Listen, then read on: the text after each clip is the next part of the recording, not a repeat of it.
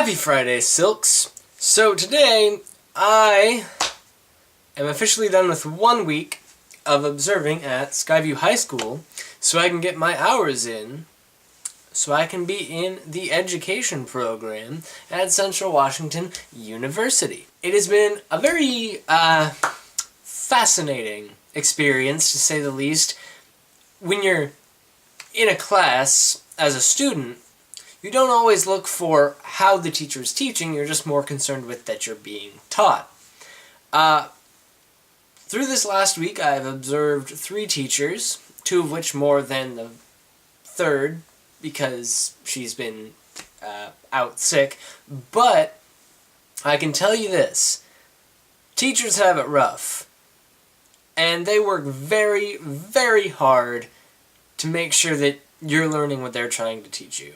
Also, it's a very different dynamic when you're talking to a teacher you've had previously, but do not have anymore, and you are now considered an adult, and you are now officially a peer as opposed to a pupil. It's strange for a lot of reasons, but probably my favorite reason is that they treat you like an adult, because that's what you are. I mean, of course, there's still this dynamic of, you used to be my student.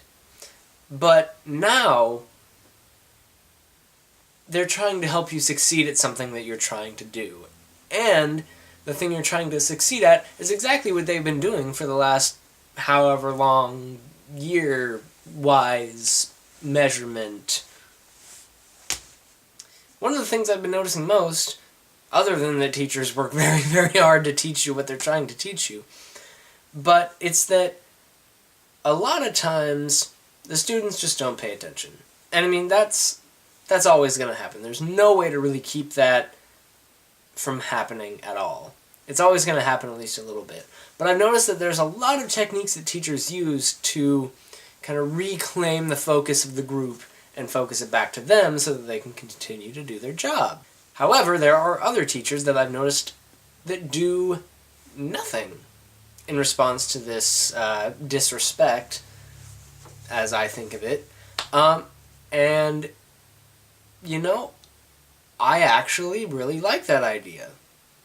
I don't think it can work in every class, but I do think that it can work in some classes, and here's why.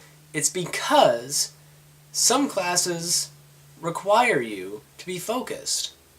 And if you're not focused and you're not paying attention, you're not going to learn the content.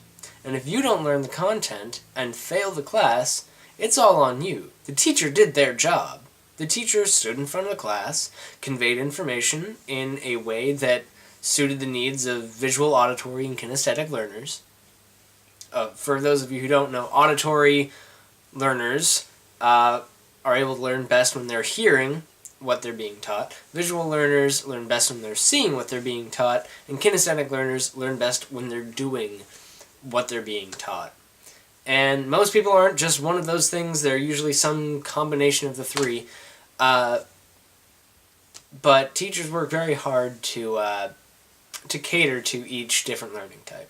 Anyhow, if you fail, it's on you. And that's the bottom line. So I think that the fact that some teachers don't do much about disruptions, so long as they're not affecting the rest of the class, is really an okay thing, and I quite like it. Long story short, I've learned a lot in just the past 4 days, and I'm ready for another 3. I just need to catch up on my sleep. So, I will leave it at that. Next Friday, I will hopefully fill you in on some more of what I've learned over these past few days, in addition to the 3 that I will be doing next week.